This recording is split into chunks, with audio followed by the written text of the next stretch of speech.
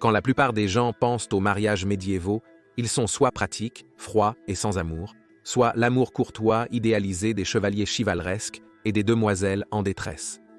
Mais à quoi ressemblait vraiment la vie et l'amour mariés au Moyen Âge? Retournons dans le temps et jetons un coup d'œil. Bienvenue à la folie médiévale.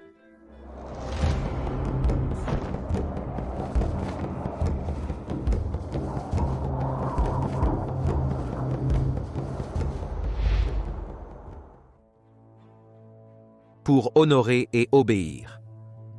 En Europe, l'Église catholique extrêmement puissante dominait tous les aspects de la vie médiévale.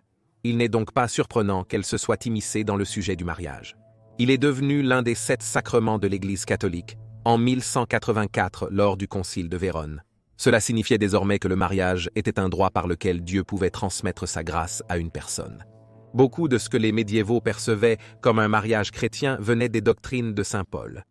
Premièrement, une femme était soumise à un homme. Un homme et une femme mariés étaient unis pour toujours, le mariage étant le seul moyen d'avoir des relations sexuelles. Se devaient mutuellement des relations sexuelles. Donc, en ce qui concerne l'Église, le mariage était acceptable, car la plupart des gens n'avaient pas la maîtrise de soi pour rester célibataires toute leur vie. Dans un monde idéal, l'Église médiévale aurait préféré que les gens ne s'engagent pas du tout dans l'acte sexuel, mais s'ils insistaient pour le faire, ils devraient au moins être mariés quand ils le faisaient. De nombreux théologiens et clercs, des évêques au pape, ont consacré beaucoup de temps à débattre et à écrire sur ce que devrait être le mariage selon leurs idées religieuses. Ils étaient tous d'accord sur le fait qu'un mariage est valide s'il y a consentement libre entre 2 personnes dès la puberté, sans nécessiter la permission de quiconque, y compris des parents. Il n'était pas nécessaire que la cérémonie se déroule en public, ni que les familles des couples approuvent l'union. Ces 2 aspects étaient recommandés par l'Église et étaient considérés comme souhaitables, mais c'était le principe du consentement mutuel qui était exigé. Et pour les médiévaux, se marier était plutôt la chose à faire. En fait, seulement environ 15% de la population européenne était célibataire pendant le Moyen Âge.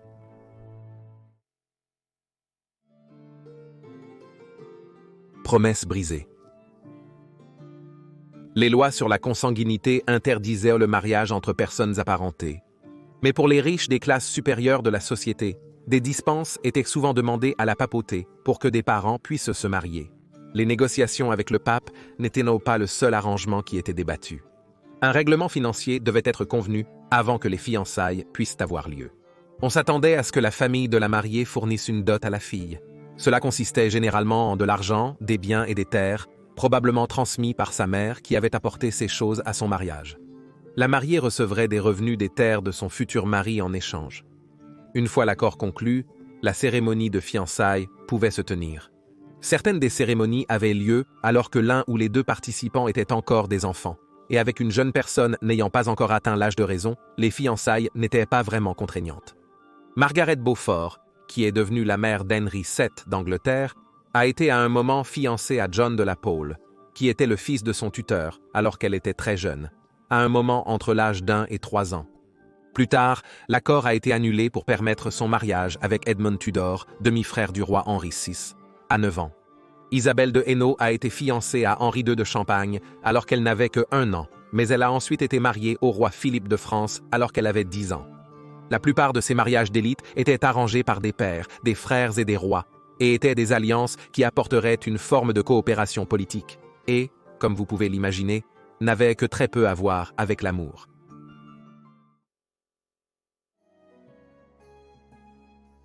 Pour le meilleur, dans les cercles d'élite, se marier uniquement par amour était assez inhabituel, bien que cela se produisait et causait presque toujours un scandale.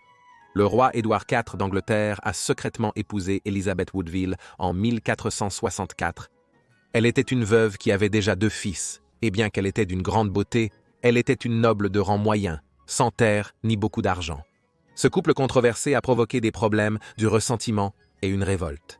Après la mort de son premier mari, le roi Henri V d'Angleterre, Catherine de Valois, qui était la fille du roi Charles VI de France et donc une princesse française, a eu une liaison avec, et plus tard épousé un simple courtisan nommé Owen Tudor. Ce qui rend cette union spéciale, avec le recul, c'est le fait qu'Owen était le grand-père du roi Henri VII, qui a établi l'une des plus grandes maisons royales de l'histoire, la dynastie des Tudors.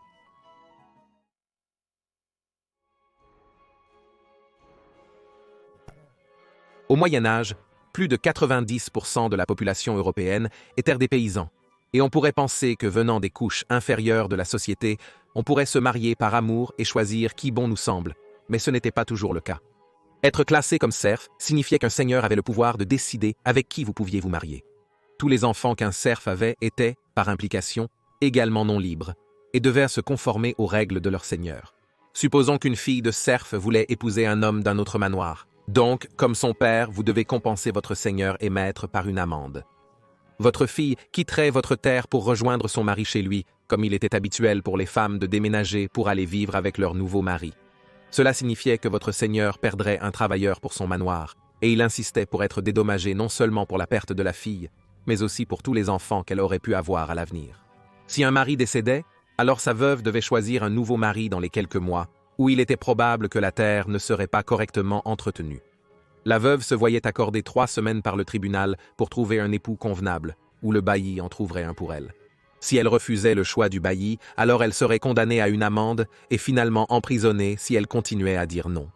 Il semble que le mariage médiéval pouvait finir par être une affaire assez coûteuse, même pour les classes inférieures.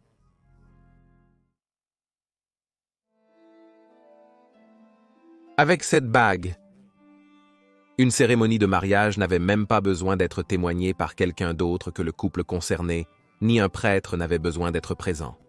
Juste un rapide échange de quelque chose du genre « je te prends comme mienne » ou « je t'épouse » était suffisant pour conclure un contrat contraignant. Une promesse de se marier à un moment donné dans le futur, et ensuite une rapide roulade derrière une meule de foin un peu plus tard, consommerait un mariage et scellerait l'affaire, le rendant insoluble. Pour la plupart, se marier au Moyen Âge était une affaire simple. Une autre manifestation d'échange de consentement était le don d'un cadeau par un homme à une femme, symbolisant son intention de mariage, acceptée volontairement par cette dernière. Cela pourrait être n'importe quoi, mais c'était généralement une bague. Il y avait des règles concernant un mariage valide, principalement pour empêcher les gens de procréer partout sans conséquence. Les couples qui vivaient ensemble et avaient des enfants étaient souvent traînés devant le tribunal de l'Église et devaient se fiancer en public, de sorte que la prochaine fois qu'ils auraient des rapports sexuels, ils seraient mariés, qu'ils le veuillent ou non. Cela était connu sous le nom de « sous-peine de mariage » et était utilisé comme une sorte de punition pour vivre dans le péché et désobéir aux lois de l'Église. Cela indique que les mots et actions étaient légalement contraignants au Moyen Âge. Rien n'avait besoin d'être écrit, et c'est là qu'il pourrait y avoir une certaine confusion quant à savoir si un couple était vraiment marié ou non, une personne croyant qu'il l'était et l'autre pas tellement.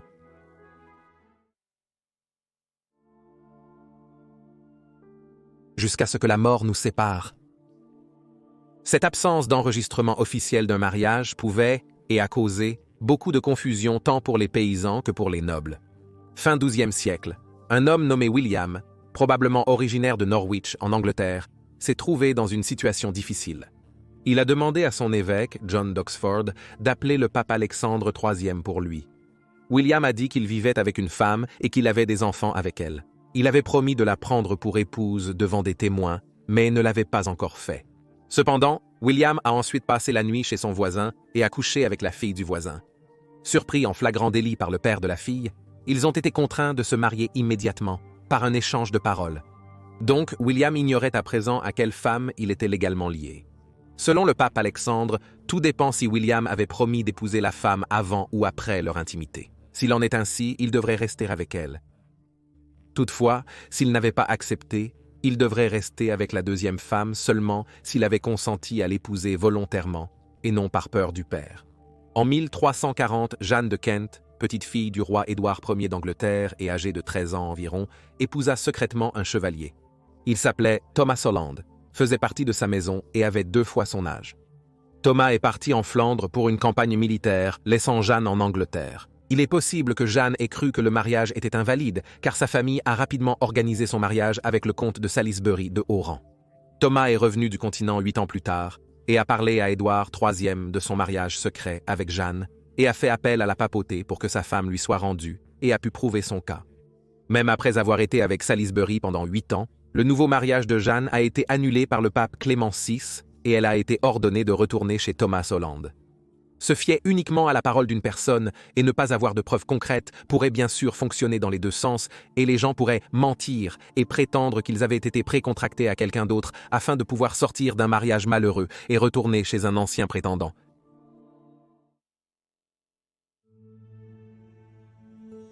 Aimer et chérir. Les gens pouvaient se marier où ils le souhaitaient, dans un pub, dans un champ derrière une meule de foin, et une fois que les rapports sexuels avaient eu lieu, c'était légalement contraignant et reconnu par l'Église. Mais comment pourriez-vous prouver un mariage après coup? Une façon de s'assurer 2 fois plus que tout était valide, était d'impliquer d'autres personnes qui pouvaient témoigner de l'échange des vœux.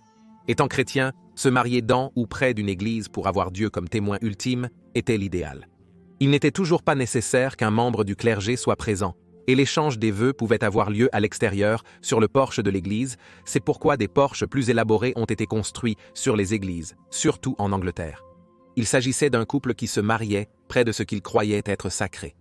Dans tous les cas, si la famille et les amis savaient pour le mariage, cela impliquait une fête avec beaucoup de nourriture et de festivités alcoolisées. Et puis toute la communauté se tenait à l'extérieur de la chambre et écoutait vos ébats amoureux tout en faisant beaucoup de bruit et en criant des blagues salaces. Oui, l'amour et le mariage médiévaux semblent tumultueux.